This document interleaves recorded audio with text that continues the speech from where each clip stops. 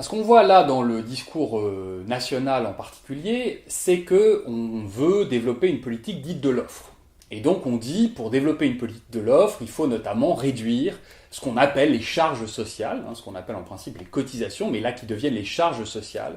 Et on dit, les charges sociales doivent être réduites pour relancer la compétitivité économique.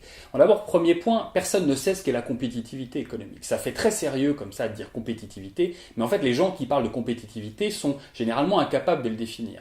Est-ce que c'est simplement le coût du travail, la compétitivité? Est-ce que c'est ça qui fait vraiment la force d'une économie? C'est simplement le coût du travail, et moins on est cher, et plus on est valeureux du point de vue économique? Ça n'a pas grand sens. La compétitivité, il faut l'entendre au sens large. C'est bien sûr le coût du travail, mais aussi la qualité du travail. Et derrière la qualité du travail, il y a la question de la qualité de l'éducation, de la qualité de la santé, donc il y a toute la question du développement humain qui se pose. Et donc on voit très bien qu'opposer la compétitivité économique réduite au coût du travail à quelque chose qui serait la justice sociale, en fait, est absurde dans une économie du XXIe siècle. Une économie du XXIe siècle, du point de vue de sa vitalité économique, repose sur la santé et l'éducation, même considérée du strict point de vue économique. Et en plus, non seulement l'État-providence permet ce soubassement proprement économique, mais en plus il permet la justice sociale.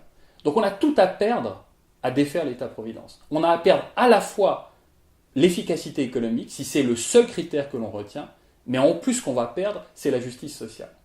Donc on perdra les deux. Et généralement, on présente l'État-providence comme le choix de la justice contre l'efficacité économique. Pas du tout. L'État-providence est un formidable moteur de développement économique, et en plus, il nous donne le développement humain et la justice sociale. Donc on a absolument tout à perdre à casser ce qui est le moteur de notre prospérité sociale.